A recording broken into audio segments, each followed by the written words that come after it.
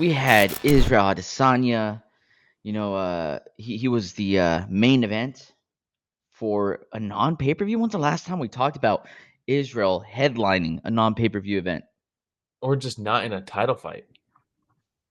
It's so weird, right? The last time he wasn't in a title fight was 2019. Holy It's been smokes. 6 years, dude. Hey, well, props to him, man. But he went up Israel Adesanya versus Nassourdine Imavov. Yeah, who's very good. I'm a big fan of Imavov. Um, but real quick, shout out Austin. Hope the stream goes great. Can't stay. My guy. Yeah. Oh man. But yes. Israel Adesanya versus Nasruddin Imavov. Let's take a gamble here and Ooh, rolling of the dice. yeah, so what happened? Israel Adesanya got knocked out in the second round with a nice big overhand right, I believe it was. But why explain it when we can just hopefully show it and not get taken down by the UFC, Big Dana? But they put this cage side footage on Instagram, so we're gonna roll the dice. Let's look at this knockout. Oh, it's a big overhand Oh, and right. that big left, man. The And look, uppercut I know underneath the that fence. Izzy sat up right away and was like, "Yo, what?" But he was caught. He got caught. It's a good stoppage. A lot of people are arguing it. I think it's just some people Nah, it who was are a very great stoppage. dedicated Adesanya fans. Um, it's a great Did you see stoppage. when he tried to sit up really quickly too, and his And legs he, still weren't underneath him? And yeah, yeah, it was rough, man. But look, uh, Adesanya in the beginning with those leg kicks, looking very crisp, looking like dude. regular old Adesanya. Up until the first 4 minutes of the fight, I was like, oh, this is Adesanya means business. He looked Looking in great sharp, shape, looked right? shredded. His leg Yeah, kicks were great. His kicks to the yeah, body were great. The jab was yeah. great. He was firing on all cylinders. Then he got caught with an uppercut, and I was like, or it was like a shovel uppercut kind of. Yeah. Um, Beautiful, by the but way. yeah, it was good Beautiful. stuff. But man, and it's not exactly the same with how he got knocked out, but one of the things that Izzy did in this fight that I think Imavov, I haven't seen anybody say that this was like a lucky punch or anything like that. Mm-mm. But one thing that should definitely dissuade people from thinking that is he definitely capitalized on things and like tendencies that Izzy has, where Like the Izzy hand fighting, the hand fight, like that framing, and where he just leans exactly, back a little bit. exactly. Yes. There's his takedown defense was fantastic. Really cool Solid. offensive counter wrestling too to get off the fence where he Very got the good. overhooks, the overties, Mm-hmm. and then he throws them over it. Very cool. That Uh, was super cool. That was like a way of him being like, "Yo, you want to wrestle? I can wrestle, yeah, I'm but let's not the keep it same standing." Izzy from 6 years ago. Yeah. Um, Shout out Ruben says 50-year-old Adesanya is going to be glad it got stopped when it did. Exactly. Yes, I But agreed. look at this Shout out picture right Ruben. here. Well, real quick, Pepper, man, why did Adesanya have to start doing bad when I started watching the UFC? He's such a cool striker. I heard the legendary tales of him back when he was champ. What happened? Time, time catches up to everybody. Uh, That one. and when you're But in, eight and the dark arts happened. That's what happened yeah, too. but when you have so many fights, so many 5 round fights, so many main events back to back to back to back to back, it's crazy what he's done. There's so much footage of you, and everything that has worked so far, you can kind of like get not complacent, but comfortable with little mistakes almost because it's worked for so long, and you never really had to address them. And I'm not saying these are like glaring holes or anything. It's just things that people can take advantage of or seize the opportunity of. And can we go back real quick, Rich, to that last picture? This is what you were talking about, the hand fighting. The Look hand at fighting and the Izzy's framing. hands are completely outstretched, and Yes. there's a complete lane for this shovel hook or shovel uppercut from Imavov to sneak that through and catch him. And where Izzy, I don't think he's like old or anything like that, right? What is he, like 36, 37, 35? Okay, not even. So 35 at middleweight isn't the same as like Broke 35 a at lot of bantamweight. miles too, Well, that's the thing. and Like, the long kickboxing career. yeah, exactly. So like, there's things like in the past, maybe he sees this coming and can react and pull his head out of the way or something, where maybe he doesn't have that same reaction time as he used to. But it's little things like this that guys can now game plan against or game plan around because they've seen so much footage. And it's like, he's not changing it. He's not going to change that in his game at this point. Like you mentioned, the No, long kickboxing career, now a long MMA career. These things aren't changing, like these are how he fights.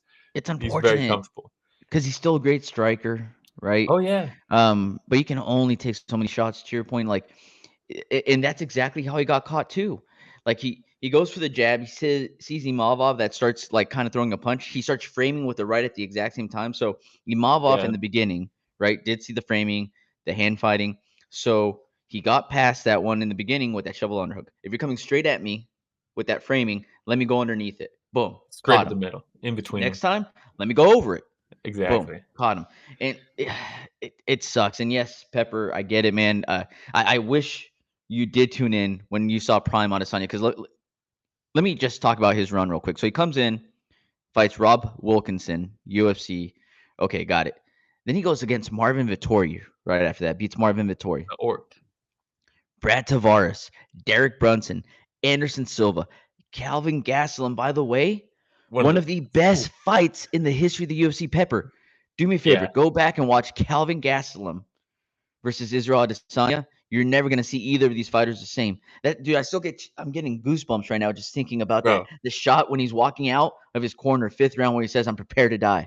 Yeah, I'm ready to die. You're I'm like, ready to "Oh die." my Oh my god, dude." god. Oh, dude, chills. Then he beats Robert Whitaker, Bobby Knocks him Knuckles. out, right? And when you think about the classic Adesanya, the way that he got caught against Pereira, the way that he got caught, yes, chin up in the air, just biting Yeah. down, throwing those wide hooks. That's how he beat Robert Whitaker. Beats Yoel Romero. Then he just knocks the brakes off of Paulo Costa. Dude, just Mhm. an amazing run, dude. He dared to be Yeah. great. He went up in weight, right? Loses to Jan Blachowicz. But it's just, what a run, man. What a run. Yeah, and then you didn't even mention the fact that Pereira comes out, knocks him out in a fight that Izzy was winning the whole fight, and then they do the rematch, and then he knocks out Pereira, and you're like, "Fucking hell, dude! I mean, just a legendary career, the second best middleweight of all time, without a doubt." Oh, But yeah. and it's funny because like Pepper saying this is what a lot of people were saying when they joined at the end of Anderson Silva's career, where they're like, Oh, "Man, it's crazy to see this guy lose like this when I keep hearing Prime about like the Silva. legendary, you know." And it's kind of this. I hope it's not the same run, where Izzy's now going to start dropping fights like Silva was, but He's um, on a 3-fight losing streak. 3-fight losing streak, 4 of his last 5. Mm, 3 of those 4 mm. by finish. It's not good. But the other thing I wanted to talk about is another tendency that he has, which has helped him a long time in MMA specifically, is the constant stance switching. Where Mm. in MMA, you can get away with that a little bit more than in boxing or something like that. But the opening is still there as it is in boxing, where like no striking coach, if you're like a year into striking, no striking coach is going to be like, all right, when you're standing in front of a guy, switch stances here. They're never going to tell you to do that. And if they see you do that, they're going to say, hey, don't fucking do that because you're going to get caught. You can't just switch your feet like that in front of somebody. You got to disguise a stance switch or something like that, right? You can't just stand there, switch stance. And like right before he throws that overhand to drop him, he switches stances just right in front of him. And you're like, damn, dude, like it's one of those things where he got away with that for years Yeah. because MMA striking is a little different, right? And he was such a like leaps and bounds ahead of most of these guys on the feet. But when you have years and years of footage, people start looking for holes and looking for opportunities if they're going to fight you. And for sure, one of the biggest opportunities is, hey, hit this guy when he's standing. If he's standing in front of you and switches stances, crack him. That's when you go, because if you're moving your feet to switch stances, you're not going to be able to move to evade something. You know what I mean? Like you're kind of stuck in the water if you're just switching stances without any movement. So very good game planning for Imavov. Very good Very good. execution of the game plan for Imavov. When he hurt him with the shovel uppercut, the next exchange was him shooting on a takedown that he didn't get, but it's still just, hey, I caught you, and I'm not going to let you start to analyze my feet or my hands or anything like that. I'm on you with the takedown. You don't get to think about what just happened or how I caught you. I'm on you. And just Oh a man. fantastic execution from someone who's on the rise. And then we have to talk about this, unfortunately. He went for a Poetan moment, dude. He went for a Poetan moment. Where if you Yeah. didn't see Alex Pineda versus Jamal Hill kicks Poetan in the cup, and they go to stop the fight, and he says, "No, no, no, don't stop this. I'm locked in." And then immediately left hooks him and kills him right after they reset. And in this fight, Imavov eye pokes him, and he's like, "Oh shit!" And then Margarez walks in to stop it, and he's like, "No, no, no, I'm locked in. Don't stop this." And then 3 seconds later, he gets knocked out. It's the exact God. But look where his hands are again, dude. Both the big punches in this fight, his hands are just outstretched and low.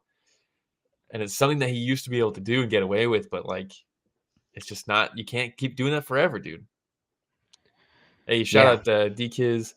Nicholas Ott said they had spotted holes in Israel defense when he switches stances. Exactly, bro. It's like it's one of the biggest things. Like you just can't do it, and he got away with it for so long. But those are holes that people, when you have 6 years of main event fights, in title fights, 6 years of title fights, people know what to look for. If you have one fight to watch somebody and he makes a mistake like that, you don't know if he's going to make that mistake again. It could have just been Yeah. something he did in that fight. But when there's 6 years of him making that same, or not, it's not even really a mistake if it works for 6 years, right? That same technique. It's just an opportunity. Yeah, it's a Yeah. pattern. It's something that they do frequently. Um, but it's another thing to capitalize on it. Not everybody can. They can see it and recognize it, but then not pull the trigger. And Mavov can. Props to Imavov, man. Yeah, 100%. And I think 100%. that the amount of time we spent talking about Adesanya versus Imavov is probably going to be the one that we spent the most time on. Yeah, there's another contender maybe, but I doubt it. There's only one other fight that was like interesting enough in this card pretty much sucked, I'll be honest. I wasn't a huge fan of this card. It was kind of a drag. Uh All But right. the main event was great. I don't know what you do with Imavov now because they fucked up the division by giving Sean Strickland a title shot. Because realistically, we should be doing Chimaev versus Duplessis right now for the title. So now Imavov, if you knock out Israel Adesanya in his first non-title fight in 6 years, you should get a title shot. But he shouldn't Yeah. skip. He shouldn't skip Chimaev, right? In my No. opinion, she shouldn't. And it sucks because if they make Imavov versus Chimaev, that takes away a contender for Duplessis. And if Yes. Duplessis beats Sean Strickland, I would love to see him fight Chimaev and Imavov, but And I we don't know. know Whitaker's out for a while, right? After he snapped his jaw. I think he's good to go. What? He just had to like reset the teeth, and he's like, "Yeah, I was pretty much training like 2 weeks later. What? There was no like real breaks or anything. That's Crazy, right? amazing. These Yeah, Australians, man, I'm telling you, tough as they're hell, built dude." different. All right. Genevieve says, "Not the worst UFC we've watched, but the bar is low." Yeah. And Daki says Imavov beat 4 top 10 over 12 months. Wow. God That's a damn, great dude. stat. Great It stat. is He's a very killer, good. dude. He's a killer. All And right. I want to Uh, say, what did he do? His only loss for a long time in 4 years was Strickland, but I want to say that was a short notice fight, right? That was supposed to be somebody else. It was supposed to be Gastelum versus Imavov, and then Strickland came in on short notice. And I don't know if you know anything about Strickland and Gastelum, but very different styles to prepare for. So I don't really hold that against Imavov losing to Strickland on short notice. Um, if you're preparing for Gastelum, yeah. Hey, everybody. Romero and Will here. Thank you for watching that short clip. Just so you know, that was a small excerpt from what we covered this last Sunday, right, Will? Yeah, we cover the entire event every weekend. So this was just a cutout from the live stream that we did. The link to that live stream is in the description. So if you want to hear about the other fights that night, it's down below in the description. Please like, subscribe, hit the notification bell because we go live every Sunday to cover events. And if you do that, you'll know for next week and you can tune in and be in the chat and get featured on the show just like everybody else was on this clip. We hope to chat with you live.